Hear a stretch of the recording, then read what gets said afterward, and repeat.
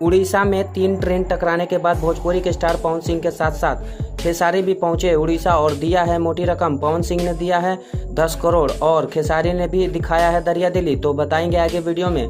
लेकिन उससे पहले आप चैनल पर नए हैं तो चैनल को सब्सक्राइब करें और दिल से लाइक करें अगर पवन या खेसारी के फैंस हैं तो।